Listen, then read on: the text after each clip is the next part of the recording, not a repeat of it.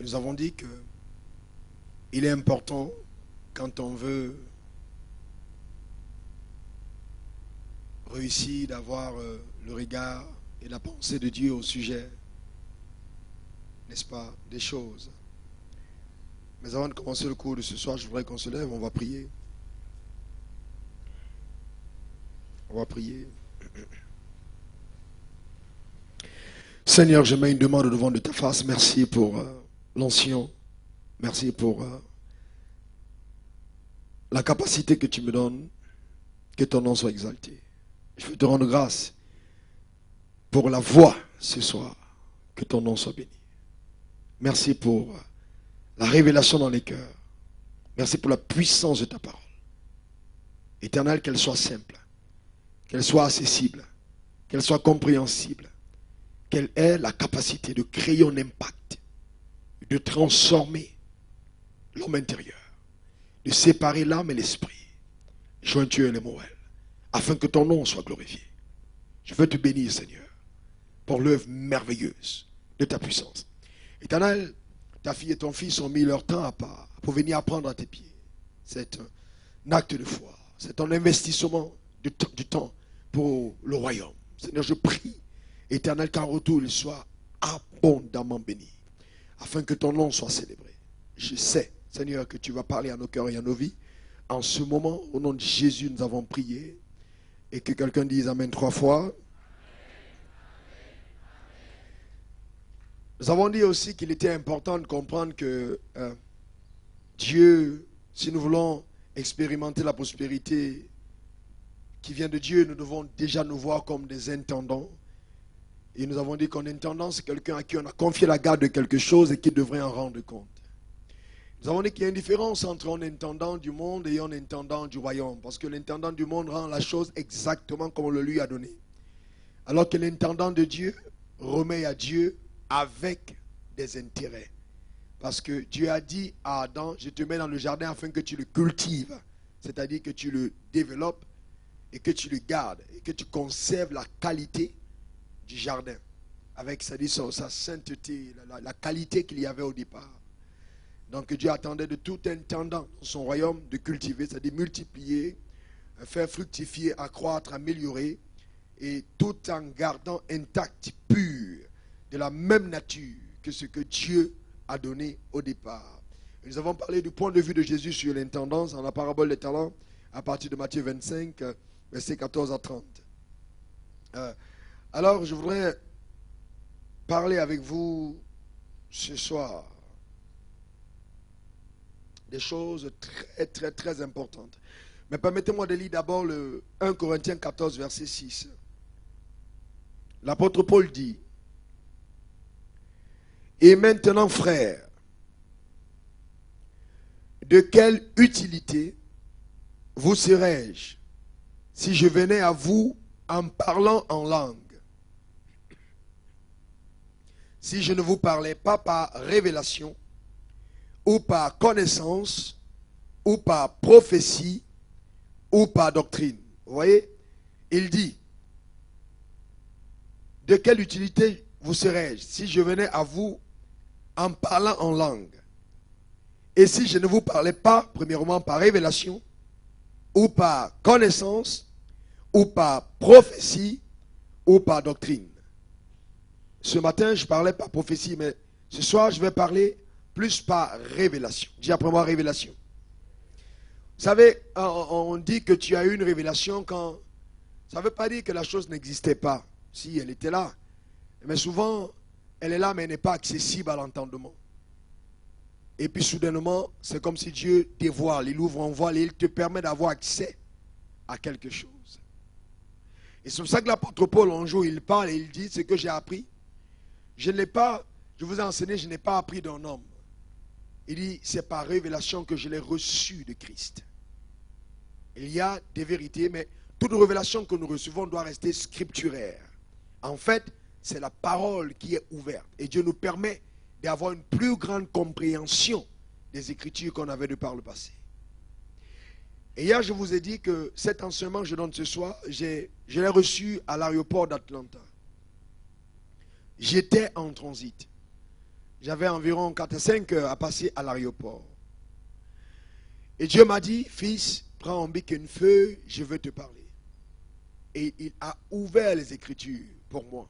C'était fabuleux. Alors il fallait me voir à l'aéroport. À des moments, je criais tout seul. Les gens me regardaient comme fou. Parce que la parole de Dieu m'était révélée. Et je vais partager avec vous ces précieux enseignements que le Seigneur m'a donné de connaître. Alors, premièrement, je vais parler du principe du sémer et du récolter dans toutes les dispensations. Le principe du sémer et du récolter dans toutes les dispensations. Vous voyez, la Bible a dit chercher premièrement le royaume de Dieu et, conjonction de coordination, sa justice. Alors, toutes choses vous seront données par-dessus tout. Cherchez premièrement le royaume et la justice. Beaucoup de personnes cherchent le royaume, mais très peu de personnes associent à la recherche du royaume la recherche de la justice de Dieu. Et conjonction de coordination. C'est après ça que toutes choses nous sont données par-dessus tout. Donc, nous ne devons pas simplement nous appliquer à chercher le royaume, mais il faut aussi s'appliquer à rechercher la justice de Dieu. Et vous voyez, les principes de Dieu sont immuables. Nous ne pouvons pas les changer. Nous ne pouvons pas dire que nous cherchons le royaume et nous méprisons l'accomplissement des principes. Et l'un des principes les plus forts que j'ai vu présent dans la Bible et qui est vraiment incontournable dans la manifestation de la faveur de Dieu sur votre vie pour que vous expérimentez la prospérité biblique, c'est le principe du sémer et du récolter. Ce principe-là, Dieu lui-même l'a mis en application. Et nous le verrons dans la Bible. La première dispensation, la dispensation de l'innocence.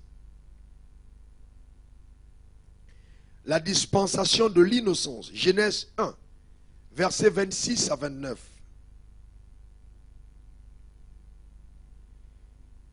Puis Dieu dit, faisons l'homme à notre image, selon notre ressemblance, et qu'il domine sur les poissons de la mer, sur les oiseaux du ciel, sur le bétail, sur toute la terre. Et tous les reptiles qui rampent sur la terre. Dieu créa l'homme à son image. Il le créa à l'image de Dieu. Il le créa, l'homme et la femme. Dieu les bénit et Dieu leur dit, soyez féconds, multipliez, remplissez la terre et assujettissez-la. Et dominez sur les poissons de la mer, sur les oiseaux du ciel, sur tout animal qui se met sur la terre. Suivez bien maintenant verset 29. Et Dieu dit, voici, je vous donne toute herbe verte portant de la sémence. Il faut souligner portant de la sémence. Je vous donne toute herbe verte portant de la sémence, qui est à la surface de toute la terre. Et tout arbre ayant en lui du fruit d'arbre, portant de la sémence, ce sera votre nourriture. Et au verset 30, il dit, et à tout animal de la terre, et à tout oiseau du ciel, et à tout ce qui se met sur la terre, ayant en son souffle de vie, je donne toute herbe verte pour nourriture. Vous observez que à l'homme, il donne toute herbe verte portant de la sémence. Et à l'animal, il donne toute herbe verte. Et il ne précise pas du tout la notion de sémence dans la nourriture de l'animal. Il dit à tout animal de la terre, je donne toute herbe verte pour nourriture. Donc, quand Dieu a créé l'homme et qu'il a créé les animaux, là, ce qui distingue l'homme de l'animal, c'est que l'animal mange sans avoir sémé. Mais l'homme, pour manger, devra être à même d'activer le principe du sémer et du récolter. Je ne sais pas si tu comprends ce que je suis en train de dire. Que Dieu t'accorde la révélation de sa parole. Et que son entendement aille au-delà de ton intelligence. Que cela se dépose dans ton homme intérieur. Afin de porter du fruit dans ta vie au nom de Jésus-Christ. Donc, amen. Donc, vous voyez qu'à l'animal, il donne de l'herbe verte. Et à l'homme, il donne de l'herbe verte portant de la sémence. Ça veut dire que, en fait, il dit à l'homme, ta capacité à manger dépendra de ta capacité à s'aimer. Donc, Dieu n'a pas donné à l'homme des milliers de fruits comme on le croit. Non, il a donné chaque espèce, chaque arbre, chaque espèce. Et la responsabilité de l'homme, la survie de l'homme, dépendait de sa capacité à collaborer avec le principe du sémer et du récolter en mangeant les fruits. Donc, l'homme devrait aller dans chaque fruit extraire la sémence. Parce que Dieu a précisé, portant de la sémence. Comme pour dire à l'homme, tu vivras, ta nourriture le potentiel de ta nourriture se trouve dans la sémence de chaque fruit que tu croiseras. Et à l'animal, il dit, ok, toi, pas de problème. Tu pourras manger toutes tes beuvettes. Vous savez qu'au départ, avant la chute de l'homme, l'homme était végétarien. Dieu a prescrit, il dit, voilà ce que tu vas manger. L'œuf est portant de la sémence. Et dans la dispensation de la conscience, après que l'homme ait péché, et que Dieu est venu, n'est-ce pas, sanctionner ce qui s'était passé, vous observez dans Genèse 3, versets 17 à 18, Dieu dit ceci. Il dit à l'homme, puisque tu as écouté la voix de ta femme, et que tu as mangé de l'arbre au sujet duquel je t'avais donné cet ordre, tu n'en mangeras point, le sol sera maudit à cause de toi. C'est à force de peine que tu en tireras de la nourriture tous les jours de ta vie.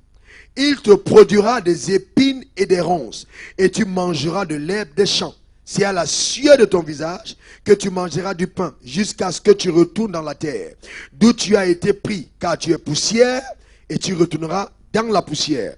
Vous voyez que malgré le fait que l'homme a péché, et que Dieu, n'est-ce pas, était vraiment en fureur contre l'homme, il dit quand même à l'homme, la terre te produira de la nourriture avec des épines et des ronces. En quelque sorte, il dit à l'homme, le principe du semer et du récolter ne va pas s'arrêter.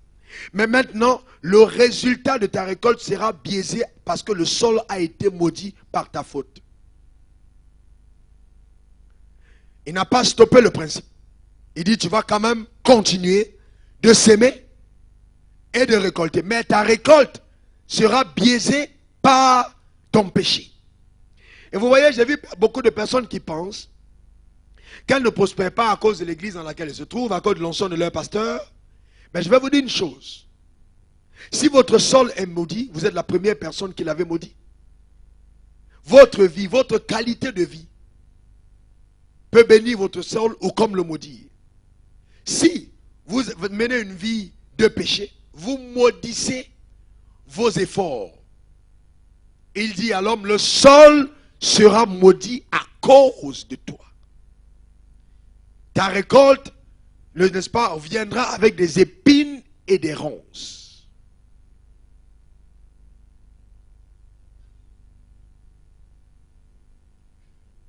Vous voyez souvent beaucoup de personnes gagnent de l'argent.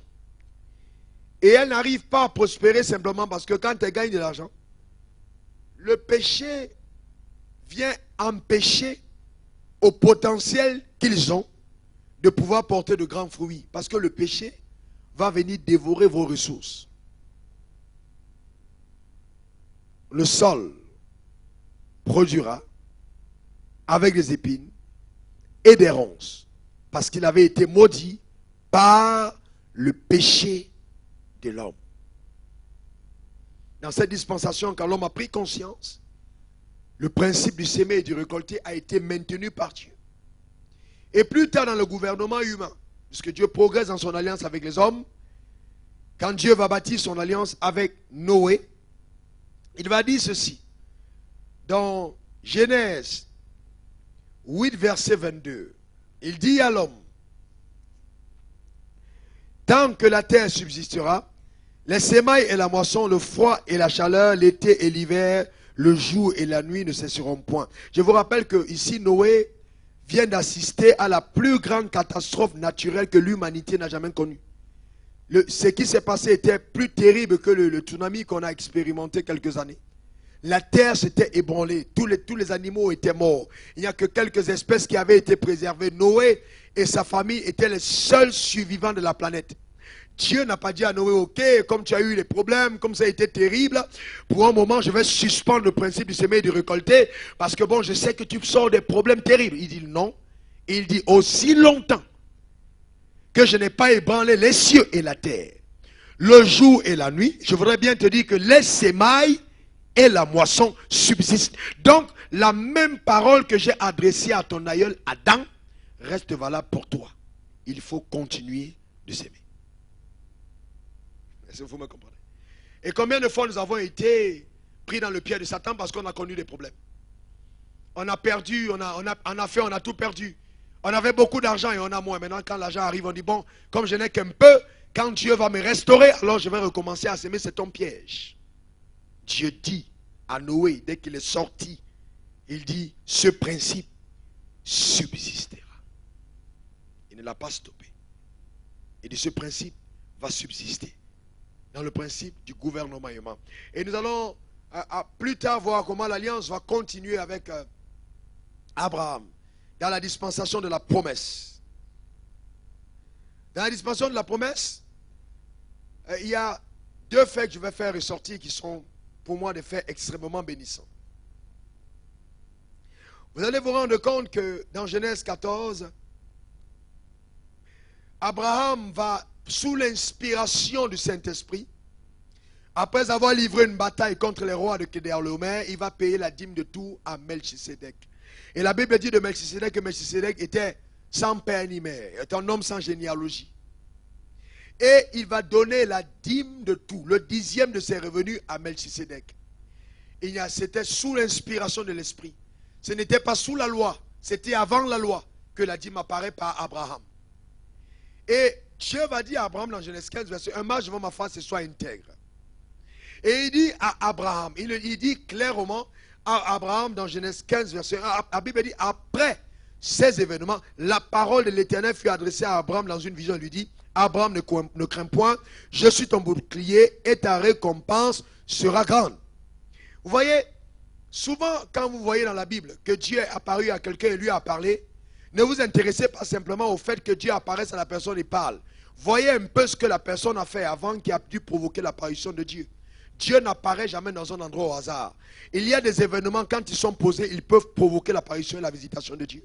Abraham a payé la dîme de tout et Dieu lui a apparu.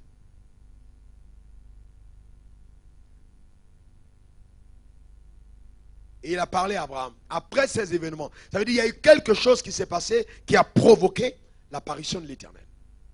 Et Dieu parle à Abraham.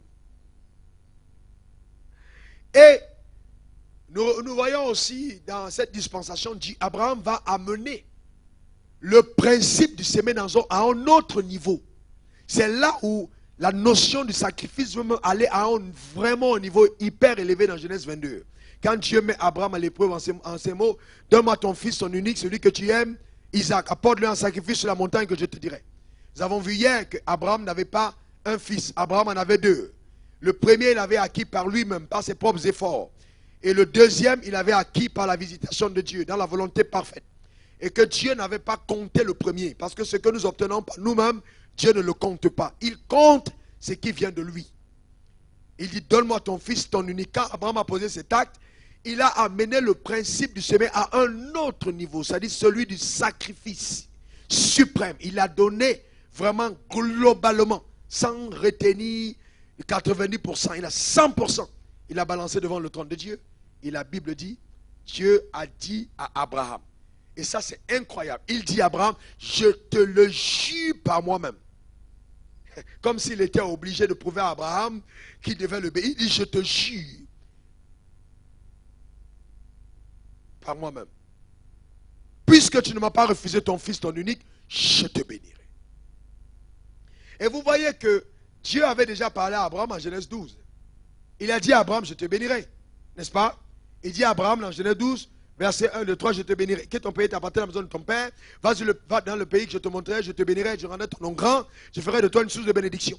Mais la parole qu'il a donnée à Abraham dans Genèse 12 ne pouvait s'accomplir que parce que Abraham a dû poser un acte qui a validé le fait que la parole que Dieu a donnée à Abraham puisse avoir un moyen légal d'accomplissement. Vous devez comprendre que souvent Dieu veut vous bénir, mais il cherche le moyen légal de le faire. Il veut le faire, mais il ne peut pas lui-même falsifier ses lois. S'il le fait, alors que toi, tu n'es pas en règle par rapport à ses lois, il sera illégal lui-même par rapport à sa parole. Donc, il va tout faire pour t'amener à déclencher une loi qui va rendre légale sa bénédiction dans ta vie. Parce que tu auras été toi-même obéissant.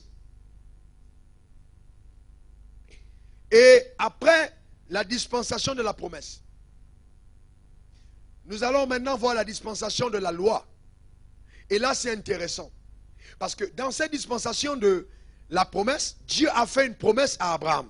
Et il a dit, dans Genèse 22, je crois, verset 18, il dit à Abraham, d'abord verset 17, je te bénirai et je multiplierai ta postérité. Il faut vous souvenir de ça. Il dit, je multiplierai ta postérité comme les étoiles et comme le sable qui est sur le bord de la mer, et ta postérité possédera les portes de ses ennemis. Toutes les nations de la terre seront bénies en ta postérité parce que tu as obéi à ma voix. Il dit, toutes les nations de la terre seront bénies en ta postérité parce que tu as obéi à ma voix. Donc Dieu a promis à Abraham que sa postérité sera bénie. Donc il a dit à Abraham, je vais visiter ta postérité à cause de toi. Maintenant il a démontré que la postérité d'Abraham aura deux caractéristiques. Il dit comme les étoiles de la mer, et comme les étoiles du ciel et comme le sable de la mer. Maintenant, moi vous savez, je n'ai pas de problème avec ceux qui disent non, Dieu n'a pas envie qu'on prospère, Dieu n'a pas envie de nous voir pauvres. Dans la postérité d'Abraham, il y a deux caractéristiques. Il y a les étoiles et il y a le sable. Et vous allez vous rendre compte que vous marchez sur le sable. Vous piétinez le sable. Le sable est sous vos pieds. Et les étoiles sont élevées. Il y a toujours deux catégories d'enfants de Dieu. Il y en a que la société peut piétiner. Ils sont tellement pauvres que tout le monde peut marcher sur eux.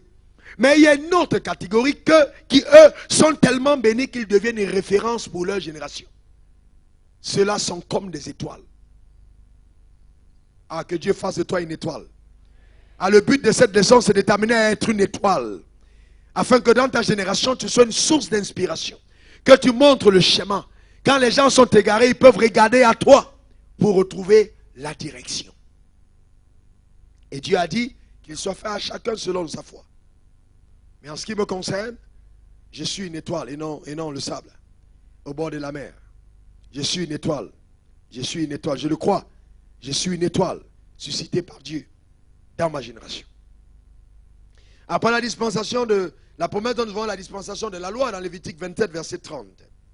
Et vous voyez, là, c'est le même principe. Vous allez vous rendre compte que c'est comme un fil qui nous tire depuis la Genèse et qui ne fait que continuer. C'est comme un fleuve qui ne fait que couler, qui cherche son chemin. Dans toutes les dispensations qui continuent toujours de circuler. Et quand on arrive à la dispensation de la loi, il dit dans Lévitique 27, verset 30, dit, toute dîme de la terre, toute dîme des champs, le fruit de votre bétail, appartient à l'Éternel. Toute dîme de la terre, toute dîme des champs appartient à l'Éternel. Maintenant, je vais vous dire ceci. Vous voyez, la dîme a été instituée par Dieu parce que le peuple d'Israël, Lévitique 27, verset 30, la dîme a été instituée par Dieu parce que le peuple d'Israël avait une alliance avec Dieu par Abraham. Et comme Dieu devait tenir la parole qu'il a donnée à Abraham, il était donc obligé d'instituer une loi amenant tout le peuple à respecter ce principe de telle enseigne que Dieu ait le moyen légal de visiter le peuple d'Israël parce qu'il avait promis cela à leur père. Est-ce que tu comprends ce que je suis en train de dire? C'est-à-dire, Dieu a institué la dîme comme un garde-fou pour maintenir le peuple d'Israël sur le chemin de la bénédiction qu'il a annoncée à leur père qui était Abraham. Donc, il devait, parce que le cœur du peuple devenait très endurci, il a institué en disant, bon, Abraham, il a payé par inspiration, mais vous êtes tellement endurcis que maintenant, je vous donne des lois. Vous êtes obligés de le faire, parce que je dois tenir ma parole, celle que j'ai donnée à votre père. Alors, toute dîme de la terre, vous me la portez. Pourquoi? Parce qu'il faut que la parole que j'ai annoncée à votre père ait un accomplissement. Est-ce que vous me comprenez? Donc l'intention de Dieu derrière tout ça, c'est toujours de bénir son peuple. L'intention de Dieu, c'est de bénir son peuple. C'est pour ça qu'il le demande. Pour maintenir le peuple sur un canevas de bénédiction. Sur une plateforme de visitation. Afin que le peuple soit béni par l'Éternel, son Créateur.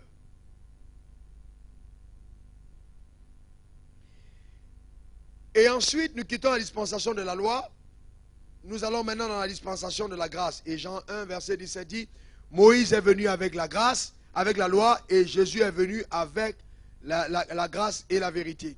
Donc, Moïse était la dispensation de la loi, avec tout ce que la loi imposait. Jésus est arrivé avec la grâce. Maintenant, suivez-moi bien. Beaucoup de personnes se trompent en disant, ah bon, la dîme était la loi. D'ailleurs, on a vu tout de suite que la dîme a existé avant la loi. Ce n'est pas la loi qui a fait venir la dîme. Dieu a imposé la dîme dans la loi, mais elle a existé dans la dispensation de la promesse par Abraham. Ce n'était pas une loi, c'était un acte délibéré de foi d'Abraham, sous inspiration de l'Esprit. Et Dieu l'a imposé ensuite comme loi.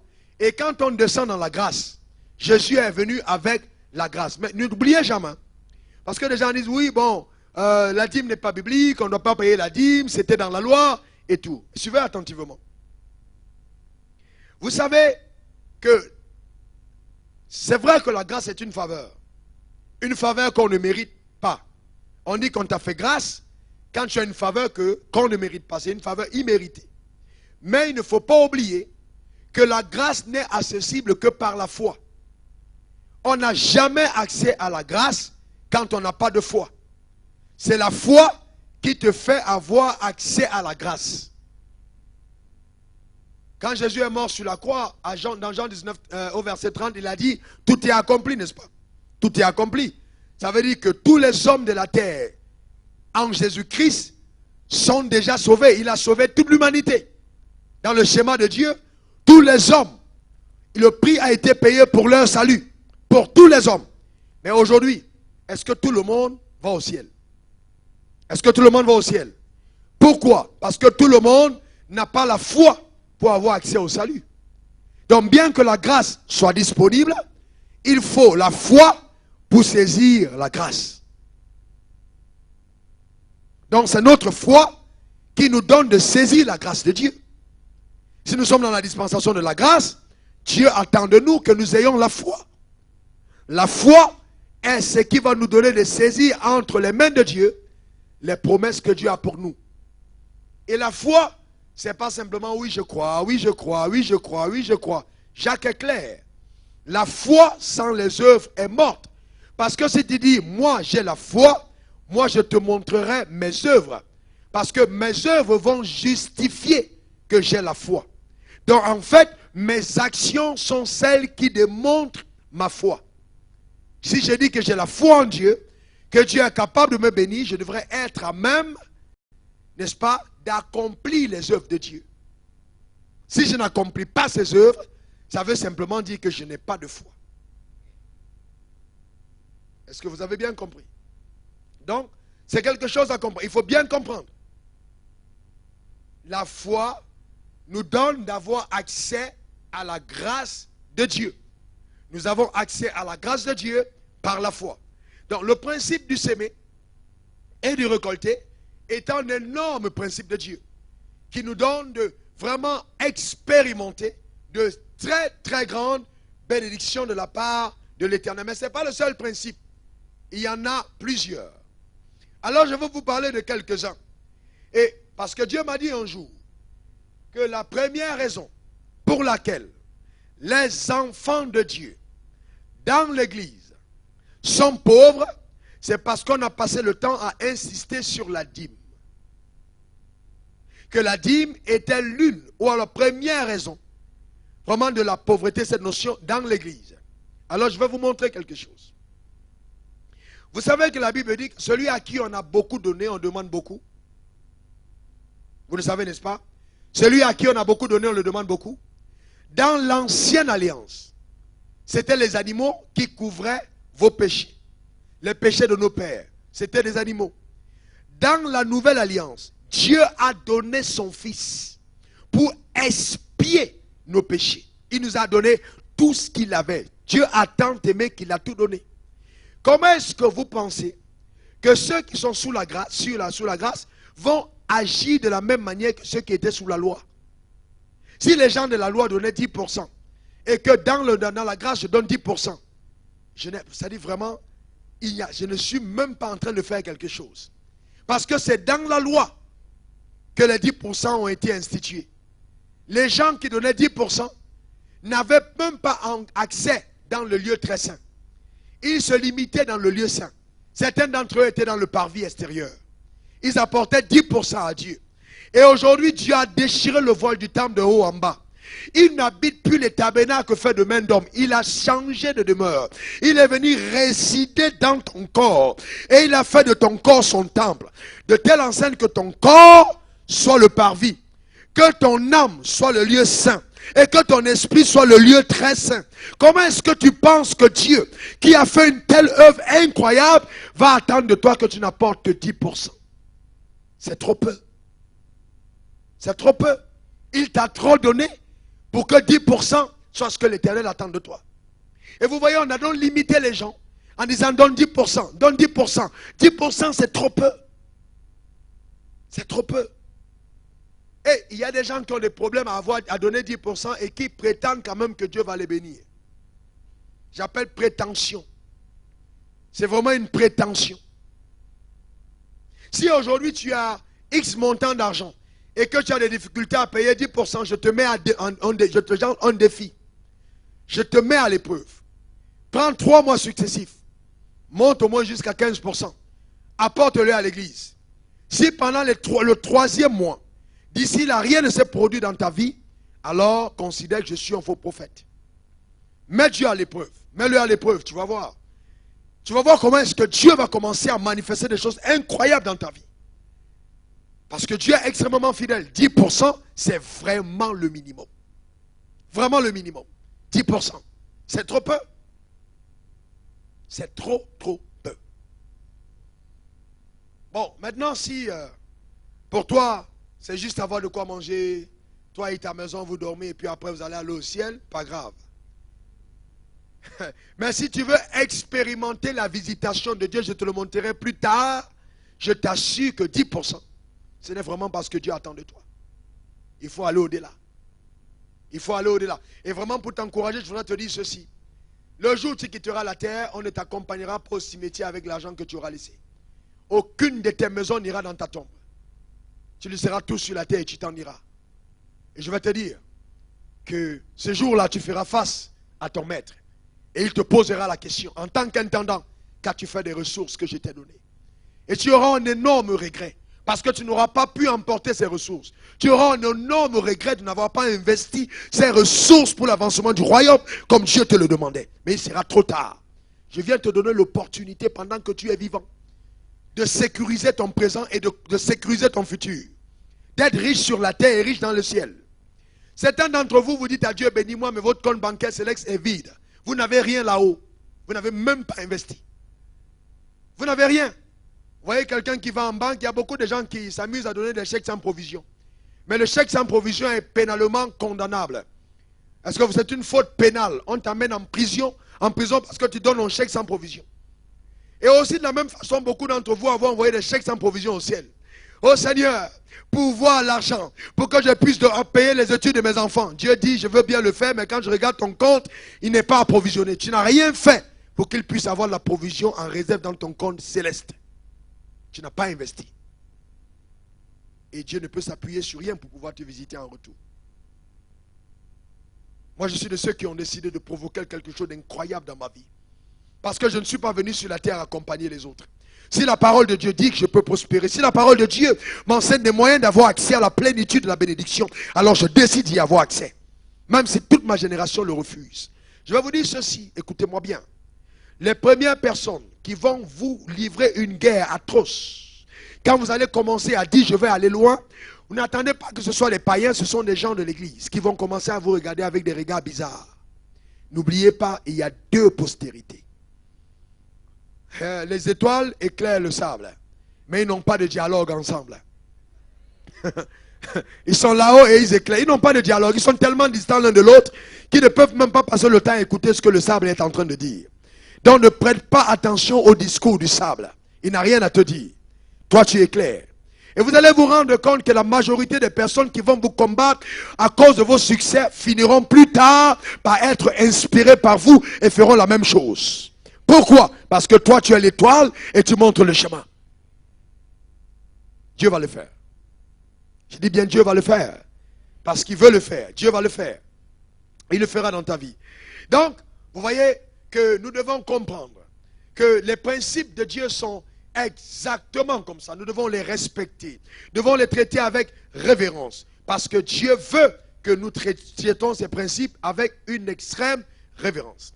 Mais avant de continuer, pour vous montrer dans la Bible, comment est-ce que dans toutes les 7 dispensations jusqu'au millénium, parce que je n'en ai pas parlé ici, mais je parle après, comment est-ce que toutes les personnes de la parole de Dieu qui ont prospéré ont été tous des personnes qui ont posé un acte différent de ceux qui étaient avec eux dans leur génération.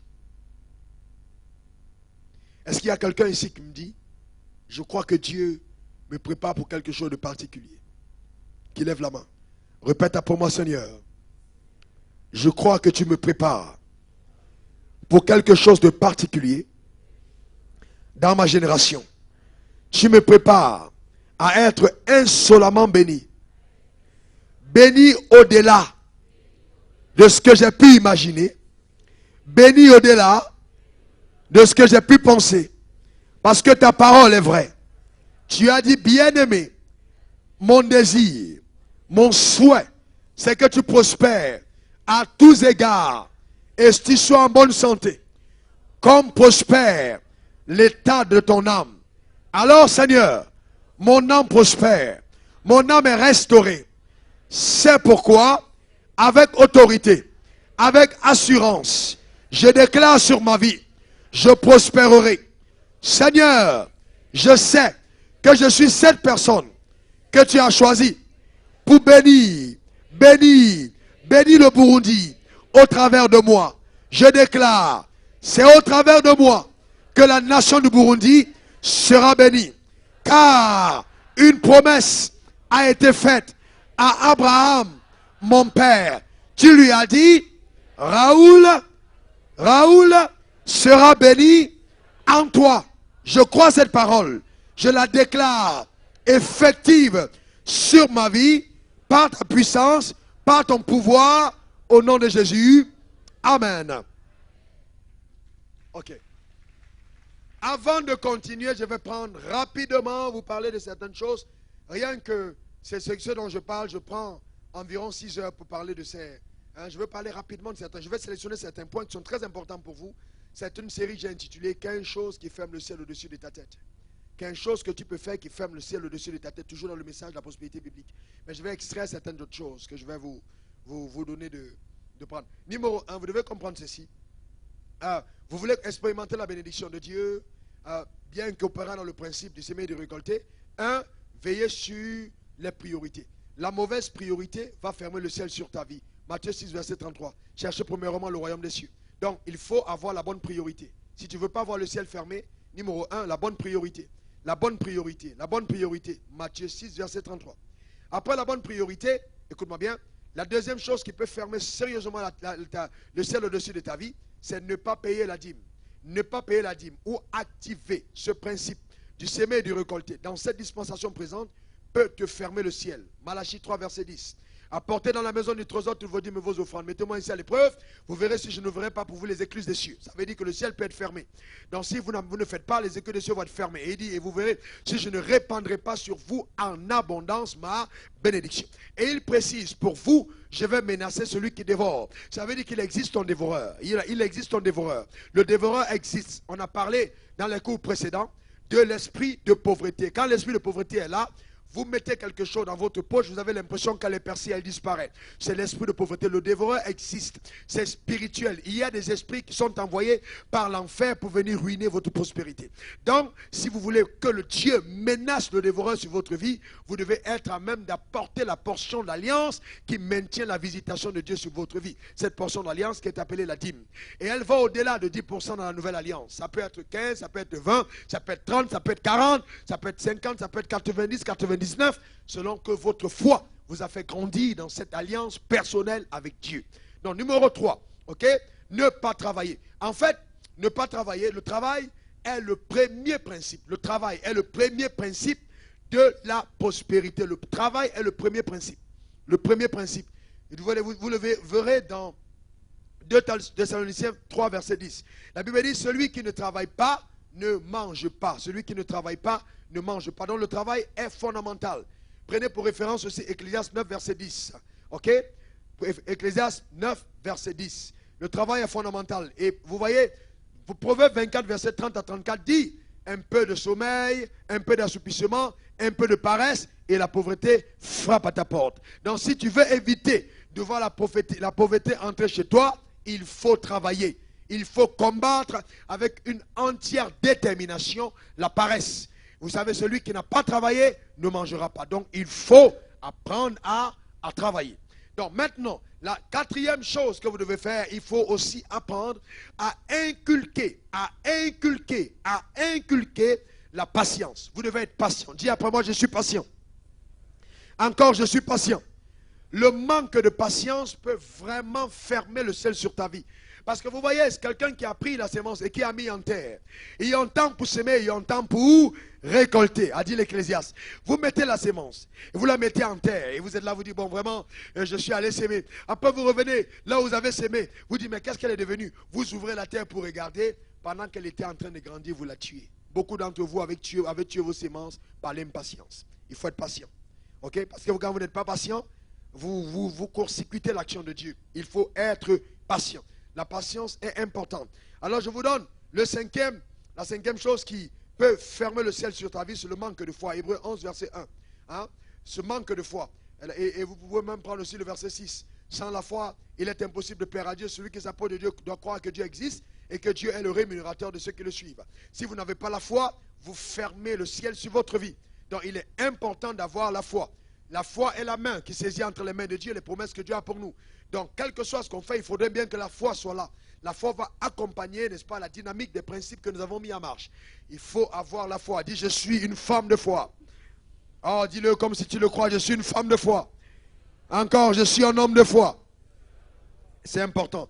Donc, il est important d'avoir la foi. Important d'avoir la foi. Ce n'est pas la foi que nous reconnaissons. Le monde a été créé par la parole de Dieu de telle façon que ce qu'on voit n'a pas été fait de choses visibles. Donc, la foi est importante. Elle est importante. Alors, le point numéro 6. Beaucoup d'entre vous, attention, attention, attention et attention. Faites un effort délibéré de ne pas laisser votre passé avoir une influence sur votre présent. Ceux qui regardent au passé, dans les échecs du passé, les problèmes qu'ils ont vécus dans le passé, peuvent fermer le ciel sur leur vie. La Bible dit de ne pas considérer les choses passées, car Dieu est sur le point de faire une chose nouvelle. Il faut apprendre à faire attention au passé. Et Ésaïe 43, verset 18. Le passé. Faites attention. Ok? Ensuite, point numéro 7, la peur. La peur. La peur, la peur, la peur, la peur. Job 3, verset 25. La peur, la peur. Job 3, verset 25. La peur. Apprendre à ne pas opérer avec un esprit de peur. Vous savez, tel que ça. Et la Bible dit, n'est-ce pas, le diable frappa. Ok? N'est-ce pas? Job donne lui ses malin. Vous savez, souvent on dit non, c'est Dieu qui avait envoyé. Il y a toujours une raison pour laquelle le malheur arrive. Il faut la regarder, il faut chercher cette raison de votre côté, pas du côté de Dieu. Hein, il faut faire très attention. D'accord? La peur. La peur, la peur. Ensuite, les mauvaises confessions. Hein, c'est qu'est-ce que je confesse? Qu'est-ce que je déclare? Les mauvaises confessions. Il faut faire attention aux mauvaises confessions. Je vous les donne, vous allez étudier à la maison Marc 11, verset 24. D'accord? Les mauvaises confessions. Il faut faire attention aux mauvaises confessions. Elles peuvent avoir un impact terrible sur ta vie. Ensuite, la mauvaise vie maritale. 1 Pierre 3, verset 7. Si vous êtes là, toujours en train de vous bagarrer à la maison, avoir des problèmes entre l'homme et la femme, vous fermez la porte de l'exaucement. Une mauvaise vie maritale, une famille qui n'est pas en ordre, qui joue dans les tribulations et les bagarres, vous ne pouvez pas expérimenter la visitation de Dieu. Parce que votre vie dans la famille va fermer les portes du ciel sur votre vie. Donc il est important. 1 Pierre 3, verset 7. Il dit exactement ceci. 1 Pierre 3, verset 7 dit, je vais lire. Mais montrez Marie à votre tour de la sagesse dans vos rapports avec votre femme, comme ayant affaire à un sexe faible. Honorez-la comme devant aussi hériter avec vous de la grâce de la vie, qu'il en soit ainsi, afin que rien ne vienne faire obstacle à vos prières. Donc c'est important, Marie, mener une vie maritale agréable. Vous savez, je vais vous dire qu'un des secrets que j'ai, je ne quitte jamais ma maison quand ma femme est fâchée. Quel que soit le rendez-vous que j'ai, je l'annule. Je reste avec ma femme. Nous parlons et nous réglons le problème avant que je ne sorte. Rendre ma femme heureuse est l'une de mes premières missions. Si j'ai échoué d'accomplir cette mission dans ma maison, il n'y a pas de raison que j'essaye de le faire dehors. Ça ne marchera pas. Donc je reste avec elle. Je fais un effort de d'abord la conquérir. Parce que je sais que sa bénédiction et son accord dans ma vie me sont ultra favorables dans tout ce que j'accomplis. Est-ce que vous me comprenez? Ça, c'est vraiment important. C'est vraiment important. Donc, il faut avoir une bonne vie maritale. Une bonne vie maritale. D'accord? Quelqu'un a dit que Dieu lui-même n'a pas pu combler la femme.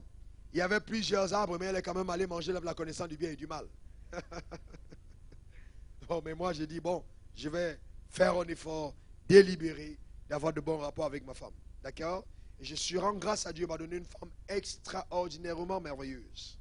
C'est une femme agréable, une femme clean, une femme bien. D'accord? C'est fantastique. C'est vraiment une bénédiction. Je vais demander aux hommes qui sont là, prier pour avoir une bonne femme. C'est vraiment quelque chose. Vous savez, ce n'est pas toutes les femmes qui sont bonnes. Hein? Je vous dis la vérité. La Bible dit celui qui trouve une bonne femme, une femme vertueuse a trouvé le bonheur. Il n'a pas dit celui qui trouve seulement une femme. Parce qu'on peut trouver une femme et on a rencontré la carie qu'on a mis dans sa dent. Donc, il faut encore trouver la bonne. Ok? Gloire à Dieu. Pour les bonnes sœurs que nous avons dans l'assemblée. Parce que je sais que vous êtes toutes de bonnes femmes. Vous êtes tous des filles de Sarah. Qui apportez de la joie à vos maris. Qui comblez votre famille. Vous êtes tous une bénédiction de l'Éternel. Que Dieu vous arrose de sa grâce. Et bénisse votre maison. Vous, au nom de Jésus. Amen. Amen. Donc, point numéro 9, c'était les mauvaises vies maritales. D'accord? Point numéro 10, l'amour de l'argent. L'amour de l'argent. 1 Timothée 6, verset 10. L'amour de l'argent. Vous savez, c'est vrai, c'est une leçon sur la prospérité biblique, mais ce n'est pas une leçon qui va nous amener à la cupidité. Parce qu'il y a, vous voyez, des gens qui enseignent la prospérité pour amener les gens à être matérialistes. Nous ne sommes pas des personnes matérialistes, nous sommes des personnes spirituelles. On ne court pas après l'argent, mais on provoque le mouvement de l'argent vers nous. Nous ne courons pas après l'argent, nous faisons courir l'argent après nous. Il y a une différence entre quelqu'un qui a de l'amour pour l'argent et quelqu'un qui a de l'amour pour Dieu, mais qui est favorisé par la fortune. C'est deux attitudes totalement différentes. Donc ce n'est pas un cours pour l'amour de l'argent. L'amour de l'argent va te fermer le ciel. Il ne faut pas avoir l'amour de l'argent, il faut avoir l'amour de Dieu. Et aussi les vœux non exaucés. Proverbe 20, verset 25. Beaucoup d'entre vous, vous êtes là, pendant qu'on parle, Dieu vous parle, et puis tu fais un vœu à Dieu, tu dis, Dieu, si tu me bénis, voilà, je vais faire ça pour toi, Seigneur, je vais faire ci. Et puis après Dieu te visite, tu oublies le vœu que tu avais fait. Tu oublies carrément le vœu. Et après tu te demandes, mais pourquoi est-ce que les choses ne marchent pas? Proverbe 20, verset 25, dit clairement, il faut se hâter d'exaucer le vœu que nous avons fait à l'Éternel. Donc un vœu que nous avons fait à Dieu, que nous n'avons pas exaucé, peut nous fermer le ciel au-dessus de notre vie. Le vœu non exaucé. Alors ensuite, j'aime ça, les offrandes inacceptables. Amos 5, verset 22. Et je vais vous dire ceci, ce ne sont pas toutes les offrandes que l'Église encaisse que Dieu accepte. Amos 5, verset 22. Dieu n'accepte pas toutes les offrandes qu'on lui apporte. Il y a les offrandes qu'on apporte à l'Église que Dieu n'accepte pas. C'est que tu as méprisé toi-même de ton propre regard, Dieu ne le valorisera pas. Amos 5, verset 22. Il y a des offrandes inacceptables. Il y a des offrandes que Dieu n'accepte pas, simplement parce qu'elles ne sont pas honorables. Il faut apprendre à donner à Dieu de façon honorable. Donner à Dieu avec une forme de révérence. Ayez de la révérence quand vous apportez à l'Éternel. Il dit à vos gouverneurs, vous n'apportez pas ce genre d'animaux. Vous ne pouvez pas donner ça à vos rois. Mais pourquoi est-ce que à moi l'Éternel, vous pensez que c'est à moi qu'il faut apporter des bêtes chétives? Dieu n'acceptera pas ce qui n'aura pas de valeur à tes propres yeux. il faut faire très attention. Toutes les offrandes qu'on apporte ne sont pas celles que Dieu accepte. Et donc je vous conseillerais bien de savoir donner des choses à Dieu inspirées par l'Esprit. Dieu dit à Abraham, apporte-moi ton fils, ton unique. Il a nommé, il a choisi celui que tu aimes, Isaac. Si Dieu s'était trompé et avait apporté Ismaël, Dieu n'aurait jamais, si Abraham s'était trompé, Dieu n'aurait jamais accepté l'offrande d'Abraham. D'accord? Et je vous donne un autre point, n'est-ce pas? Ensuite, ne pas faire confiance à l'homme de Dieu. 2 Chroniques 20, verset 20. Confie-toi à l'Éternel, tu seras affermi, mais Dieu n'a jamais dit qu'en se confiant à l'Éternel, on va réussir. Mais il dit, en ses prophètes, et vous réussirez. Confie-toi à l'Éternel, tu seras bien affermi, mais en ses prophètes, et vous réussirez. Donc faites attention, il faut apprendre à faire confiance aux serviteurs de Dieu établis sur vos vies. Alors je touche un point crucial. Dans 2 Rois, la Bible raconte l'histoire d'une femme. Cette femme était en danger de mort parce que son mari craignait Dieu. Et il était mort. Il est mort, il a laissé des dettes. C'était un homme qui craignait Dieu, mais il est mort pauvre. Vous pouvez craindre Dieu et être pauvre. La crainte de Dieu ne rend pas riche. On peut craindre Dieu et être pauvre. 2 Rois 4, vous pouvez lire l'histoire dans 2 Rois 4, verset 1 jusqu'à peut-être verset 15. Ok? Donc, j'ai dit ceci. Ne pas honorer, ne pas respecter l'homme de Dieu établi sur vos vies peut fermer le ciel au-dessus de votre vie. D'accord? Maintenant, suivez-moi bien. Quand l'homme arrive le prophète arrive chez la veuve, il demande à la femme, qu'est-ce que tu as à la maison? La femme lui a dit, je n'ai qu'un peu d'huile. Je vois certaines personnes viennent demander des conseils au pasteur. Et si vous imaginez qu'aujourd'hui, vous venez voir votre pasteur, vous demandez un conseil.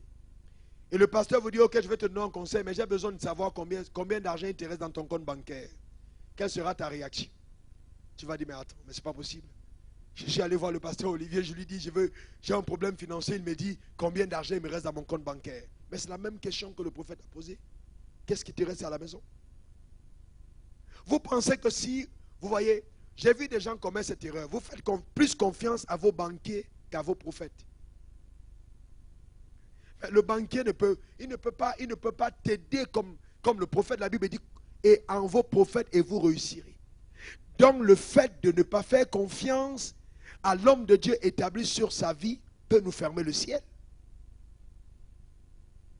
Si le pasteur te demande, combien te reste dans ton compte bancaire? Parce que j'ai besoin de savoir ce qui te reste pour te donner un conseil. Tu es sûr que tu lui diras exactement ce qui te reste?